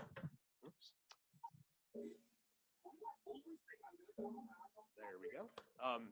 So even though we do have anthracnose that can attack pretty much every plant out there, every tree out there, the anthracnose that we get on oaks is not the same anthracnose that we see on walnuts, not the same anthracnose that we see on maples. And so it is a host-specific fungus for each of those. And so that is important to remember. But anthracnose can cause some leaf spots or leaf blights. And typically, those blights, those spots will occur along the veins. And the reason they often occur along the veins is anthracnose tends to infect while the leaf is still in the bud. And as we think about leaf development, the first part of the leaf that develops inside of the bud is going to be the veins. And so those veins have the anthracnose fungi have more opportunity to infect those veins and cause issues on the veins than they do in the area between the veins. Anthracnose can also cause some cankers, and then that can lead to some twig and shoot dieback as well. But these fungi, they do mostly overwinter on infected twigs or small branches, and we tend to see more symptoms when we have cool, wet springs. And as we think about last spring, it was pretty cool and it was pretty wet. And so there was a lot of, as we had that delayed bud break period, we often have more anthracnose issues when we do have that delayed bud break, that delayed bud break. However, we can also have anthracnose that can occur fairly suddenly after a heavy rain. And so if we do have a heavy rain and we have some cooler temperatures, then maybe the anthracnose fungi, if it has formed a canker on the branches or twigs, well, then we can have some dieback of those twigs that can occur fairly suddenly. And as far as control of anthracnose, the best thing is going to be planting a resistant species, as we do have them. Unfortunately, not always able to go in and put a new tree in. So the resistance often comes if you do have a chance to, if you are planting a replacement tree, to be thinking about some of these diseases that you've often seen. Look for that. And then, you know, sanitation does help. And so raking and destroying those leaves at the end of the season can be very beneficial, but it can also be pretty time consuming. A great way that I like to, I'm kind of lazy, especially when it comes to that last raking in the fall. I've already raked tons and tons of leaves out of my yard. I don't want to do it anymore. So I'll just bring out the mower and I will mow over those leaves. And when we mow over those leaves, that cuts them up, breaks them down enough. And once the leaves are kind of cut up and chopped up, now they're going to decompose a lot better over winter. And that should decrease the amount of inoculum that we have in the following spring. Also, if you are noticing some dead branches, just prune those out. Again, like I said, anthracnose can cause a canker. And then, you know, just general plant health as well. And so making sure that the trees are well watered, that they do have a nice layer of mulch, that can be very beneficial too. And there are some fungicides that can be used if you do have a high value tree. Fungicides for anthracnose actually work very well, assuming that you apply the fungicide at the correct time. And so for anthracnose, we really want to be looking at that fungicide application kind of right before those buds are going to break. That tends to be the most effective to control it. Another one that I saw in the diagnostic clinic last year, hopefully nobody else saw anything like this last year, but sudden oak death. It's maybe something that some of you guys have heard some horror stories of. You know, we plant pathologists, we gather around the campfire at night and we tell stories about sudden oak death. But it's caused by the oomycete Phytophthora, and so that's one of our water molds. But it's destroying entire forests in the Pacific Northwest and in Europe as well. And so we call it sudden oak death because it was first identified on oaks. However, it has a very broad host range. Can infect over 100, and I think last count was over 150 different species of plants. Oaks represent about 5% of the species that this pathogen can infect. But oaks tend to be where we see some of the most injury for it. And it also forms these very, very striking bleeding cankers on oaks. And so, yeah, it's been known in Europe since the early 1990s, made it to the Pacific Northwest in the early 2000s, and has since really moved throughout Washington, Oregon, Northern California, and Canada. So but we don't have it on any oaks in Nebraska, which is good. However, like I said, it has a very broad host range. Can infect a lot of other nursery plants. Rhododendrons. People have rhododendrons in Nebraska. People have viburnums in Nebraska, and people have magnolias in Nebraska. And last year, what had happened was we ended up receiving a shipment of some rhododendrons that were infected with Phytophthora. Once we discovered that it was Phytophthora that was causing the shoot dieback on the rhododendrons here, then we really mobilized some of the national diagnostic networks that we are a part of.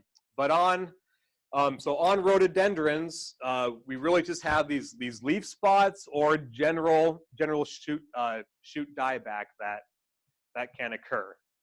We don't get the bleeding cankers or anything like that on rhododendrons. But so the story for the sudden oak death last year, maybe some people had seen, I know there were a couple of news stories that had come out about it, some press releases.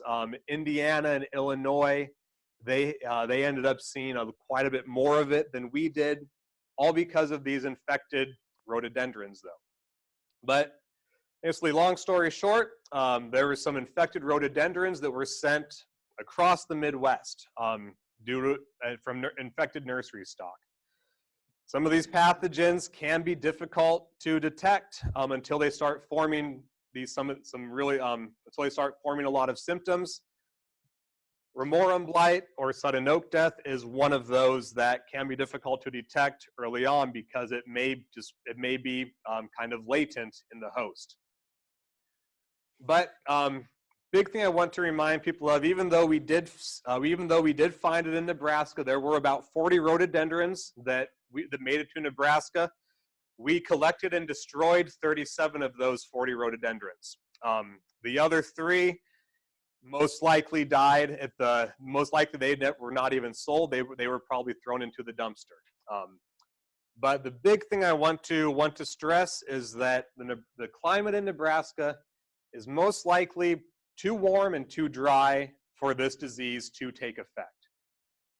That said, in landscapes, we modify that environment quite a bit.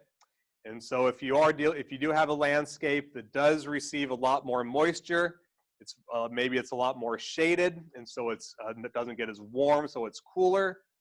Then in some of these landscapes, there is a small chance that we may have that this disease could be found, but it is unlikely. However, if anyone does have rhododendrons and they are seeing some of the shoot dieback, things like that I've been showing here, please send me a sample. There's a good, most likely it's not remorum blight, but I would much rather have 500 samples of rhododendrons that are negative for it than for 1 sample that's positive to go undetected. And especially as we're looking at Nebraska, in the southeast quarter of Nebraska is really where we would expect to see this disease show up if it would. And so people in the central part of the state, out in the panhandle, you're really off the hook for this one, most likely. So good for you. And yeah. Is there like either originating nursery or receiving nursery restrictions for? Yeah. So I was asked about restrictions for importing and exporting plant material. And yes, there are restrictions. So it is technically illegal to sell a diseased plant. That said, it can be difficult to know whether do we have a disease or do we have tip dieback on rhododendrons because we have acidic soil. But luckily it is because of some of these. The diagnostic networks, along with the Department of Ags, were the ones that were able to catch this. The Nebraska Department of Ag did a stellar job last year, and they were able, like I said, they were able to collect, I think, 37 of the 40 rhododendrons that had made it out. But there is so much nursery stock that moves, it can be difficult to catch some of these things. And when people are out inspecting some of the nursery stock, it's hard to look at every single plant that's going to be sold. Often they're going to see a small subset of those. And so even though we do have these restrictions and these regulations, there can still be some escapes that occur. But on oaks, earlier I had showed a picture of that really striking red canker, and that is common. But the other thing we may just see is a bleeding canker. And so when I say bleeding canker, it's just going to kind of be oozy. And unlike some of our other canker diseases, often that ooze is not associated with any sort of crack or a hole. And so fire blight can have some ooze associated with it, but often there's going to be cracks that are there too. And then the picture that we have here on the left, is these are these are some bleeding cankers that have dried, and so they just look kind of black. Unfortunately, there's another very common canker that kind of looks black like this, and so hypoxylon canker also hits oaks. And as we peel the bark back, then we just are able to see some of that black fungal growth behind the bark, and so can be hypoxylon canker can be mistaken for sudden oak death, but again, I really want to stress this disease has not yet been found in the wild in Nebraska, but if there are any landscapes that have some sick-looking rhododendrons next to some oaks with some cankers, with some bleeding cankers like this, please, please, please send a sample into the diagnostic clinic. Let's get that. Oak wilt is it's a fungal vascular disease that we see. It kind of causes a wilting and browning of the leaves. Typically, 1/2 of the leaf gets browned, and then the sapwood will often have kind of some streaking or discoloration associated with it as well. And oak wilt is a very damaging pathogen too. Unfortunately, there are some fungicide injections that can work for oak wilt, but those can be fairly costly and often require repeat infections. If you do suspect that you have oak wilt, that is something that we can diagnose relatively easily, although it does take about 2 to 3 weeks to diagnose in a diagnostic clinic. But we can diagnose that. So oak wilt has supposedly been found in Nebraska. I don't have any records of it actually coming into the diagnostic clinic, but historically we have some reports of it. Now, another oak disease that we do see in Nebraska is bur oak blight. And this one also kind of causes browning of about 1/2 of the leaf. But this time the browning is almost more wedge-shaped, much more wedge-shaped than we see with oak wilt.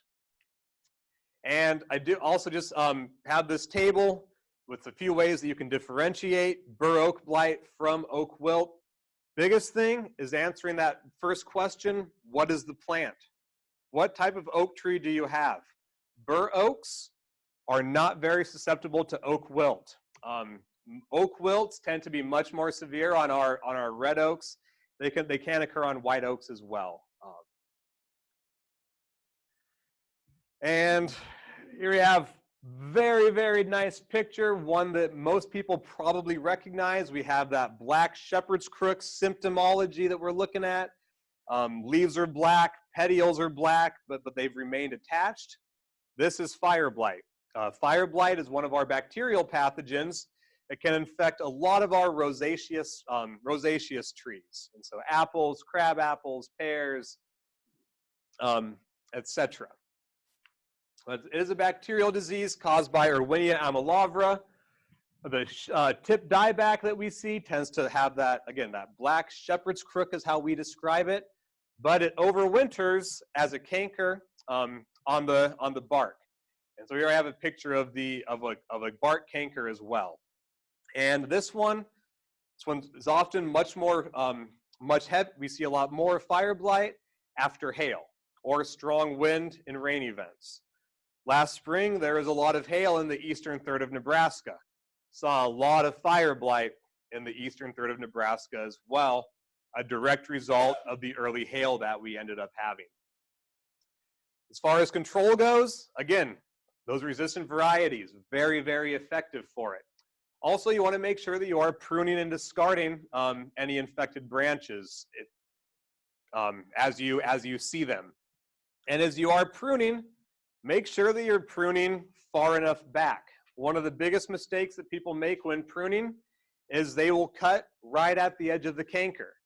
Well, there's a good chance that that pathogen has spread beyond that canker a little bit inside of the wood. So we always recommend cutting at least 6 to 12 inches below the visible canker when you are doing pruning, assuming that it's possible.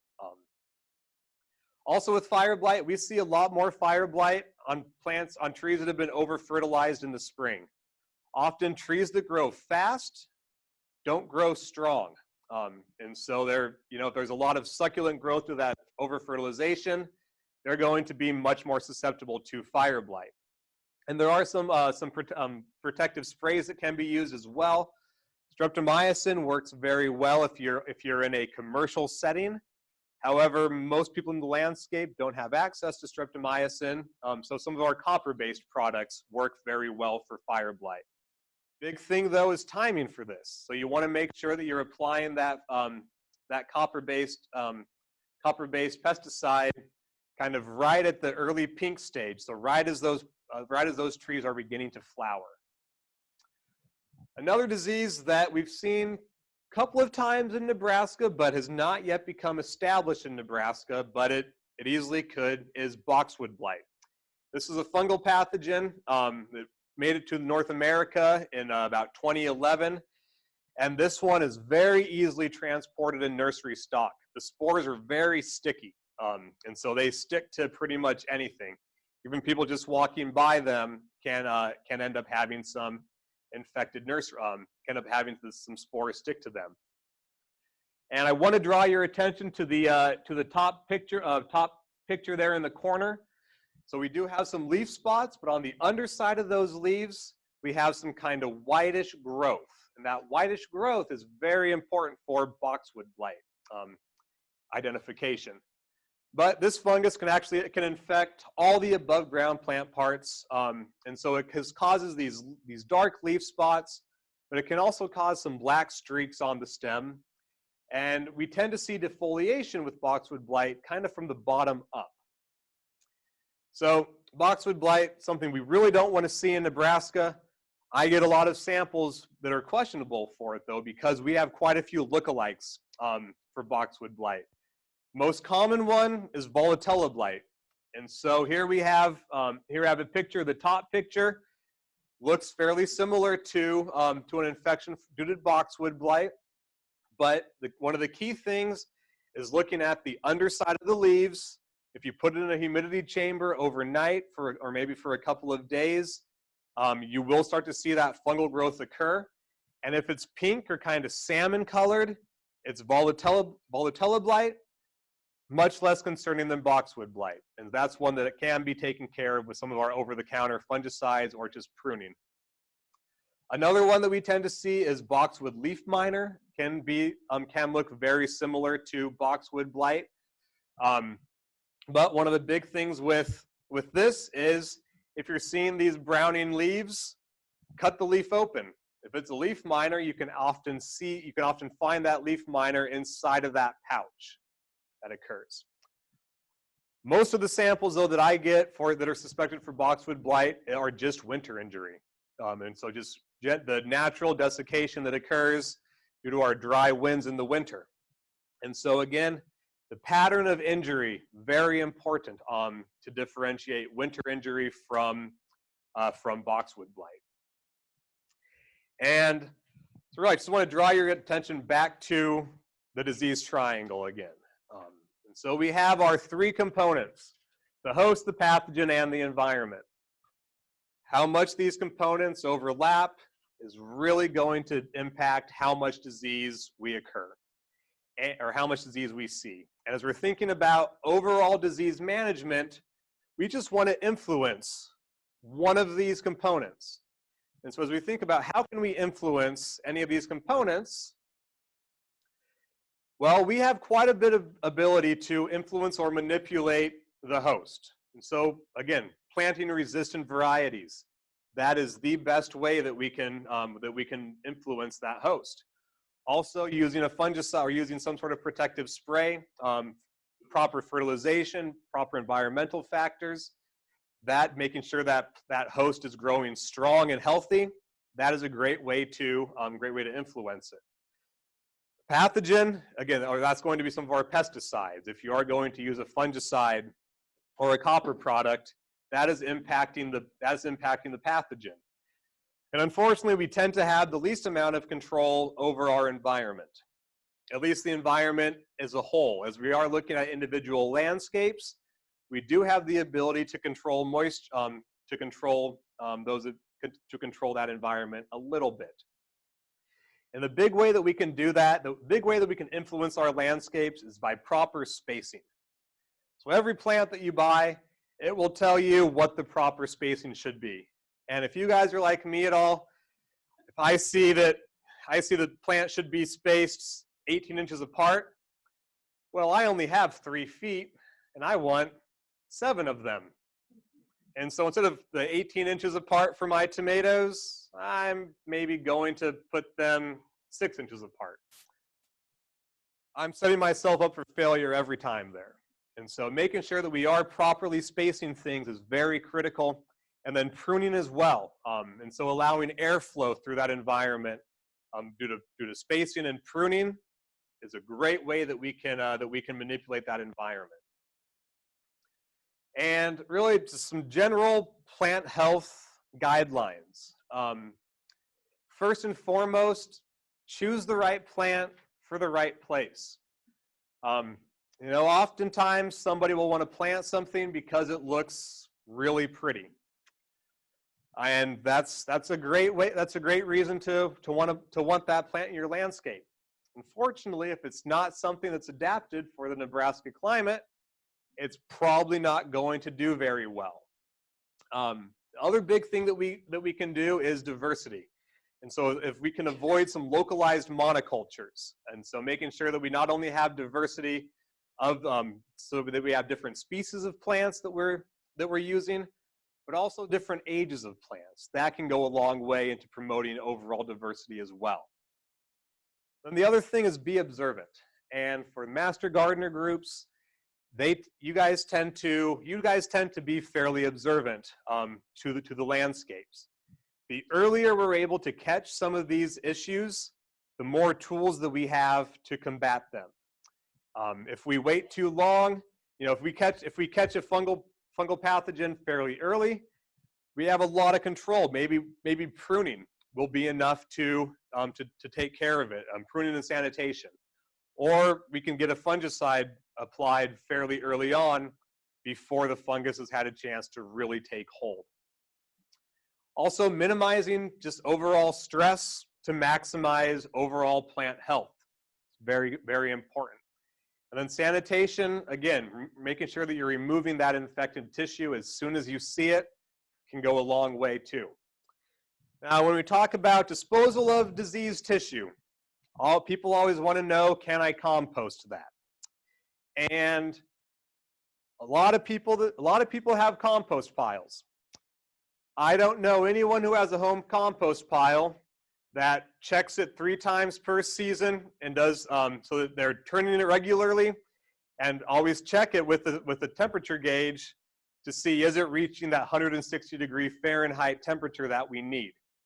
If it's the compost pile like mine, which is just a pile of vegetative material that has grown on top of each other, I think I've turned it once in 4 years, that is not going to kill any of these pathogens. And so the big thing is to remember that most home compost bins don't reach temperature. And so if you are wanting to use your compost for mulch, you want to make sure that you're not putting diseased tissue in there. Or if there is diseased tissue, it's tissue with very low levels of diseases. If you have a little bit of apple scab on the leaves, that's fine to throw those into the compost bin. It's just when you have a lot of disease, you really want to avoid doing that. One of the most effective ways to dispose of tissue is actually burying it. And so burying tissue works very well. Root rots, crown rots, they can survive burying, but a lot of our above ground diseases, they don't handle being in the soil they don't handle being in the soil very well. But if you are burying things, you want to try to make sure that they are about a foot deep. And then you're also burying them away from similar plants. Because if there was some sort of root rot or crown rot in there, then that could move to a similar plant. Also, anyone who has an outdoor fire pit, things like that, I burn most of my disease tissue. And so it's always doing a kind of end of season cleanup is always a fun time at my house, because that means we're going to have a fire, and it's going to be kind of a winter fire, and winter fires are one of the best things ever. I hope that people would agree with that.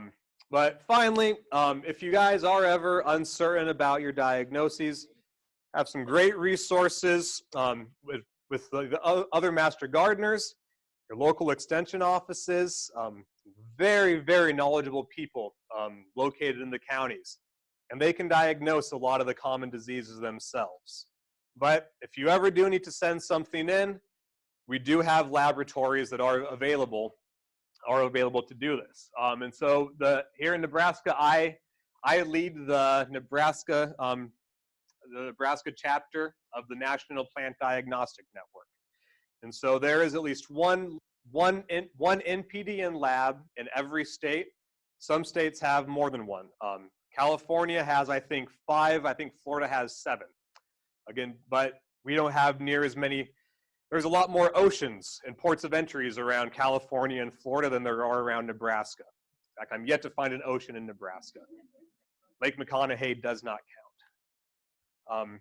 But really, the accuracy of any diagnoses is a function of the quality of sample collected and the thoroughness of the background information provided. If you collect a very poor quality sample and send it in, don't provide any background information, it's going to be very difficult for any diagnostician to figure out what's going on. One thing that I hate is I'll get tree samples. Someone will send it, they think they have oak wilt, and they'll send me in a branch that maybe fell last year. I don't know, it's been on the ground. Do not do that for trees, so make sure that you are collecting your samples fresh, as fresh as possible. And with that, I'll just take any questions that we may have. Yeah, go ahead. What's the typical turnaround time for sample submissions and getting back? So here on campus, I was asked, what is the typical turnaround time for diagnosis? And the answer is, it depends. Nobody likes that answer, but it really does depend on what we're trying to identify, and also the time of year that the sample has come in. Samples that come in late August into September, the diagnostic clinic is getting 50 to 100 agronomic samples during that same time. And so this clinic really just gets overloaded, and so there may be a little bit longer wait. But for most samples, we try to turn them around within 5 business days. But again, that can be dependent on the pathogen that we're working with. If it's a slow-growing fungus, it may take a couple of weeks. I talked about oak wilt. Oak wilt is the fungus that causes that is a very slow-growing fungus. It takes about 3 weeks for it to cover a plate enough that we can identify that one. So it does depend. However, we always try to contact you if it will take longer than that 5 days. Really try to contact you. On occasion, though, things do slip through the cracks. And so if you are ever questioning a sample that was sent in, please don't hesitate to reach out to me or call the diagnostic clinic and say, hey, what's going on with this? And then we'll always try to let you know what's going on then. So, Kyle, we had a question about master gardeners not thinking they could ID mushrooms. So the mushrooms that you were IDing were not ones that were edible. They were landscape mushrooms. They were landscape mushrooms. None of them were poisonous mushrooms, but you wouldn't want to eat them. I mean, unless you want to eat the cardboard that your cereal came in. They'll have a similar taste. And so, yeah, really with mushroom identification, really be, unless you are very skilled in mushroom ID, which means that you have probably spent years doing it. I would highly discourage anyone from recommending that somebody eats a mushroom that they find in their landscape. You can send it, send pictures to me, or we do have some other people in the Department of Plant Pathology that can do some mushroom identification. But that can be difficult. And mushrooms can look very similar. We had those two different armillaria mushrooms. Again, both of those are non-toxic. However, we do have edible mushrooms that can look very similar to poisonous mushrooms. And so highly recommend that you would send that out to have someone else identify that mushroom as well, and not just do it on your own, unless you have the years of experience doing it. And know that mushrooms are a result of usually decaying matter and all that kind of stuff. So just more know that than even whether or not they're edible or not. Correct. Sorry, I should let you finish the question, but yes. Mushrooms, go ahead. Oh, so we have a couple more questions in the chat box for you. Is there any website or books to learn more about diagnosing? If you Google the diagnostician's cookbook, that's one thing.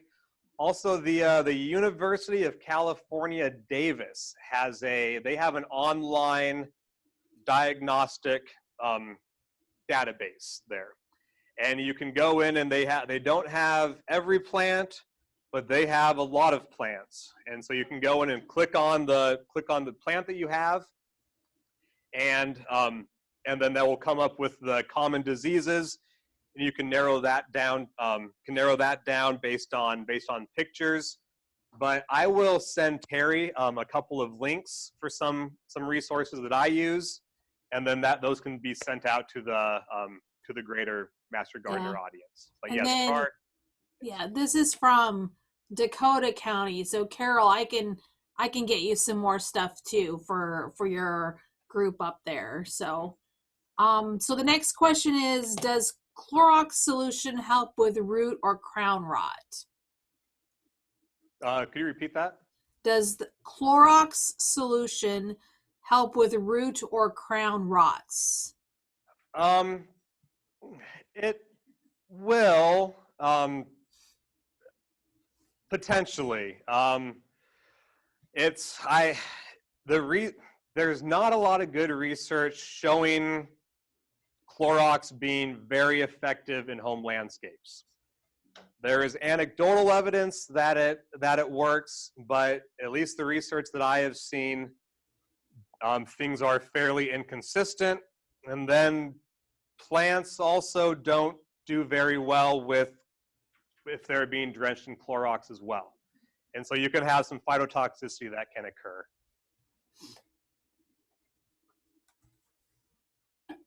Does that answer your question, Wayne?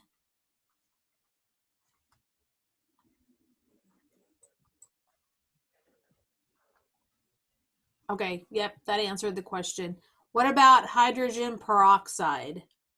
It's just going to be the same thing. There is not a lot of good research that shows, at least as a soil drench, that hydrogen peroxide works terribly well. I do know some people that use it, but the research is kind of out on that. Hydrogen peroxide does work well if you do have plugs. If you'd want to dip the plugs in before you would plant them into the greater pot though. Were there any more questions that anybody has for Kyle? If you have a question, you just need to type it in the chat box. So now they're asking vinegar.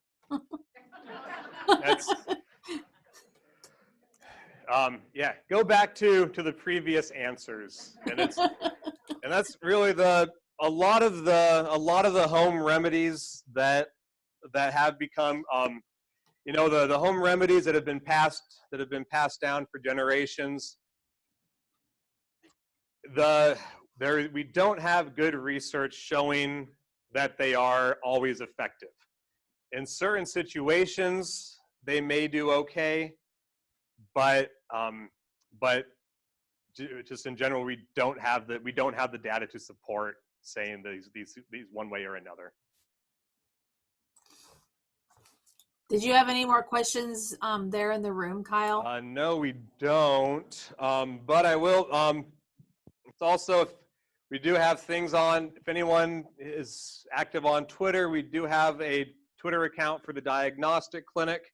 And so people are more than welcome to send pictures or questions via the Twitter feed.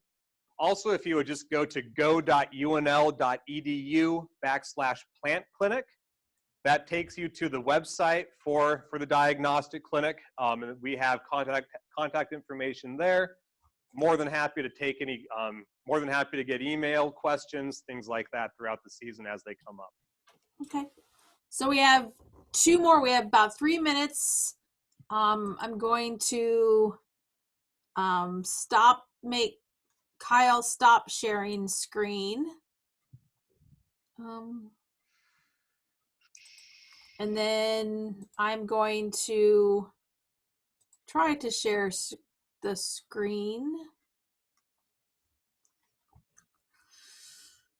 Maybe.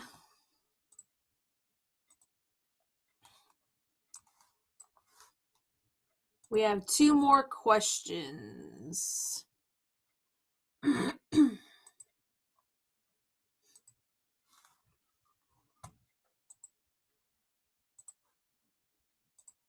All right.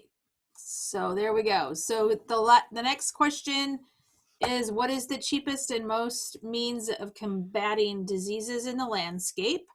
Should say cheapest and most effective means of combating disease in the landscape. For those of you who don't know, I recently had a child. Well, I didn't, but my wife did. And I have not been sleeping very much the past couple of weeks, and I have forgotten words. So I was going to say I cut and pasted it, so it wasn't me. So it answered it for us using resistant varieties. yeah, sanitation is cheap, but again, planting that resistant host, always the best thing that you can do if you have an opportunity to redo a landscape. And then the last question for tonight, best time for chemical control of pear rust is? So this is one that we didn't really talk about. Didn't talk about it at all. And the chat box is doing very well too. So Yep. So it's a lot of people will call about rust on their apples or pears. Once we already have lesions on the leaves, not a whole lot you can do right there. I was hoping that people, that maybe somebody would mention that when the bright orange gelatinous masses are found on nearby junipers, that actually is a good sign because the spores are moving from those junipers, from those orange masses, onto the pears, onto our crab apples, etc. Is it already too late to No. I mean, you'll be looking at May. Yeah. But yeah, once we have lesions on the leaves of the fruit tree that we're trying to protect, it's often too late to have good control there, unless you want to be applying a fungicide every 7 to 10 days. yeah, Hall County says that that's when they recommend remembering to do it next year. Yep. So I want to thank everybody. I want to thank Kyle for coming and presenting to us tonight. Just remember next week is soils, so Becky Young will be here presenting soils. I will try to get the recording up for coordinators to share a little bit sooner now that I know there's an extra step to posting that now. And if you have any questions, please feel free to either get a hold of Kyle or myself or any of the other coordinators, and have a safe trip home tonight. Thank you all. Thank you.